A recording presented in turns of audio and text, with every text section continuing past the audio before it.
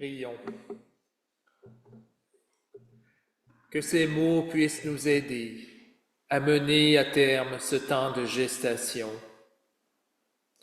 Nous te le demandons au nom de Jésus, qui est auprès de toi, en nous et parmi nous.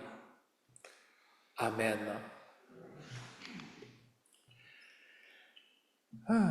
Vous savez, je suis peut-être pas une demoiselle, mais je suis certain qu'une gestation doit non seulement amener beaucoup de joie, mais aussi beaucoup d'attentes.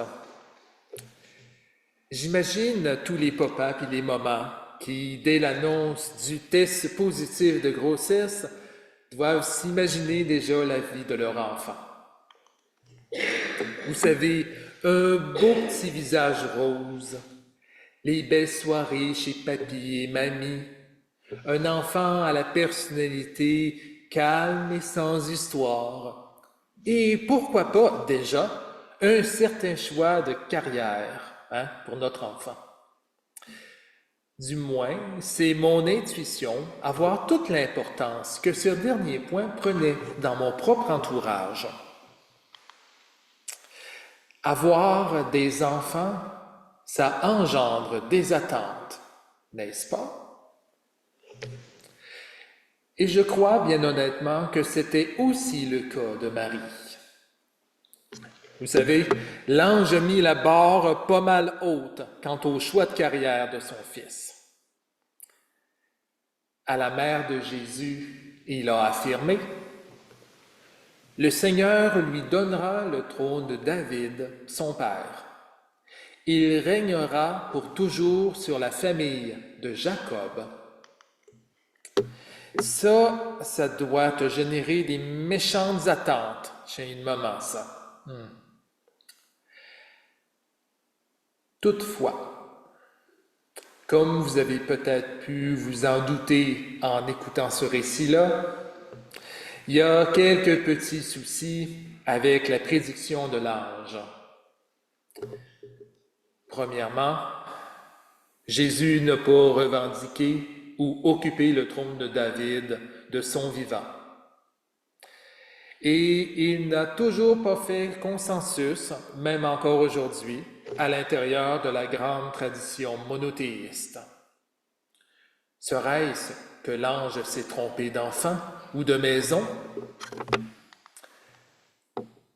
On pourrait bien sûr spiritualiser de midi à 14 heures pour essayer de trouver des justifications aux propos de l'ange.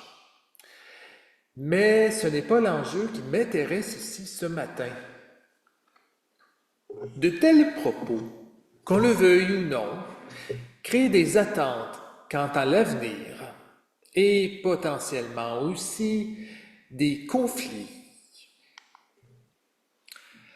À ce niveau-là, si on se fie aux évangiles, Jésus n'est pas sans avoir eu quelques soucis avec sa famille. Imaginez-vous donc un instant à sa place. Si Marie s'imaginait qu'elle avait donné naissance à un nouveau Josué, elle a dû déchanter.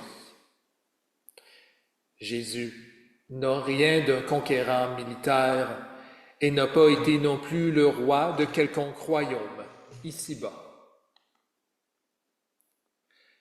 Mais pourrait-on en vouloir à Marie de se faire des attentes à propos de son fils? Souvenons-nous dans quel environnement elle a vécu sa gestation.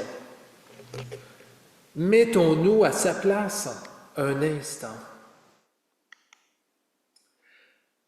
Lorsqu'une personne vit au milieu des conflits et qu'elle est sans cesse confrontée à l'insécurité, elle ne peut pas faire autrement que de développer certaines attentes ou interpréter la parole de Dieu selon ses besoins fondamentaux. Et c'est normal, et c'est pas la première fois que ça arriverait dans les Écritures ou dans l'histoire du peuple de Dieu. On interprète la parole selon notre condition. Dans un tel cas, je peux comprendre Marie, qui pourrait s'être attendue à un nouveau Josué, une sorte de libérateur pour son peuple. Et je peux comprendre aussi ses attentes déçues et les incompréhensions qui ont eu lieu bien plus tard entre Jésus et sa famille. Mais vous savez, plus que j'y pense, plus que comme communauté, on a aussi construit des attentes sur fond d'insécurité. Se pourrait-il que vous aussi vous ayez observé quelques signes parmi nous? C'est vrai que en temps de transition pastorale, ça peut nous déstabiliser un petit peu et nous rendre à fleur de peau sur certains sujets. Dans un tel moment de gestation qui est toujours difficile pour une communauté, nous sommes toujours plus à risque de nous blesser les uns les autres par des gestes et des paroles, même sans le vouloir. Des paroles et des gestes regrettables qui, cela dit, peuvent traduire notre insécurité vis-à-vis de l'avenir.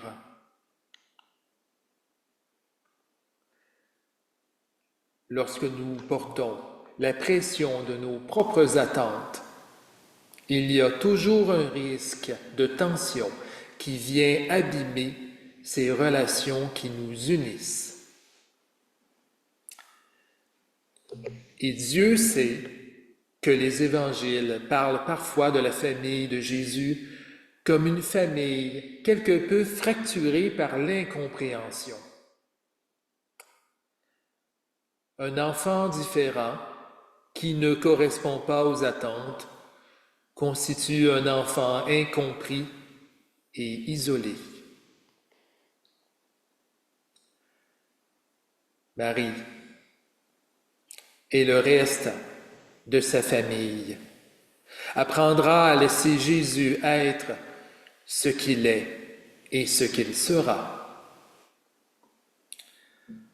Dans un même ordre d'idées, le temps de l'Avent nous invite simplement, comme communauté, à nous accueillir tels que nous sommes et que nous serons. Heureusement, dans de tels cas, il suffit de nous rencontrer et d'établir un dialogue franc pour nous remettre dans une posture d'accueil. Nommer nos craintes et faire éclater le silence saturé fait toute la différence. Et là-dessus, j'imagine que Jésus a dû faire la même expérience à un moment donné avec sa mère.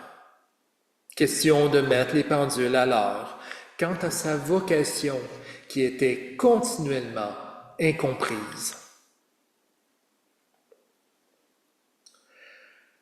Bien évidemment, on n'échappe pas aux attentes qui naissent des circonstances dans lesquelles on évolue. Seulement, plutôt que de nous laisser piéger par nos attentes qui deviennent des croix à porter, prenons donc le temps de vivre notre moment de gestation par l'entremise d'un dialogue franc et honnête, un dialogue face à face. Que ce temps de l'Avent soit pour nous une occasion de nous accueillir tels que nous sommes et pas selon ce que nous voudrions être. Et en ce qui concerne notre avenir, vous savez, Dieu se charge des jours à venir.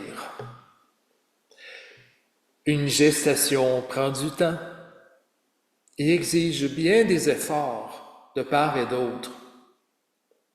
Mais elle se termine, Dieu le voulant, par une naissance qui change nos vies. Frères et sœurs, soyons portés par cette bonne nouvelle qui œuvre en nous chaque jour. Continuons à cultiver l'unité, à cultiver le dialogue entre nous, pour mettre à jour parfois nos incompréhensions, nos mésententes. Et c'est tout à fait normal de vivre ce cheminement-là comme communauté. Alors, ayons simplement confiance en Dieu. Il nous mènera, bien sûr, à bon port, là où nous devons être, tous ensemble, en confiance. Qu'il en soit ainsi selon notre foi.